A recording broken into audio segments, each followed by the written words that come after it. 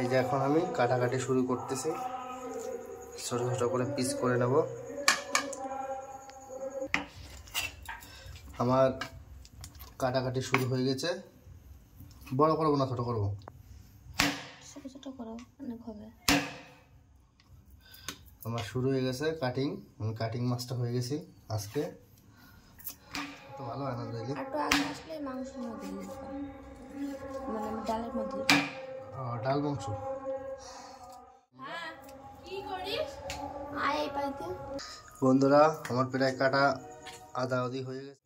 এটা দুই না করে সব ধুয়ে দিচ্ছি, গুছিয়ে দিলে তো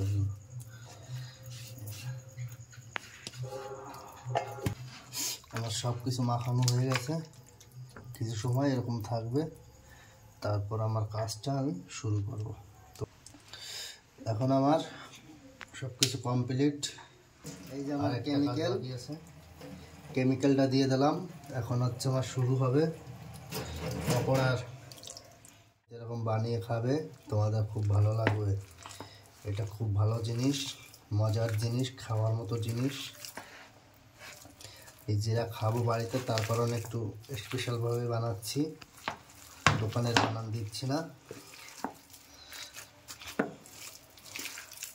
দেখো কি অবস্থা, চটকাই নিছি, সব কমপ্লিট হয়ে যাচ্ছে বানানো। আর যদি তোমরা খেতে চাও চলে আসো।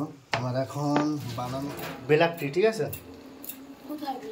হ্যাঁ, গ্রিন টি বানাচ্ছ তাই? গ্রিন টি বানাচ্ছে আমাদের। এটা তো শেষ হয়ে গেছে, আর একটা না বাড়া আছে এইটা। আর এখানে এটা বানিয়ে রাখেছি। এই সাইডে শশা শুলতেছে খাওয়ার জন্য। বন্ধুরা, আমার আইটেম বানানো শুরু হয়ে গেছে। বাড়িতে বানাচ্ছি খাওয়ার জন্য।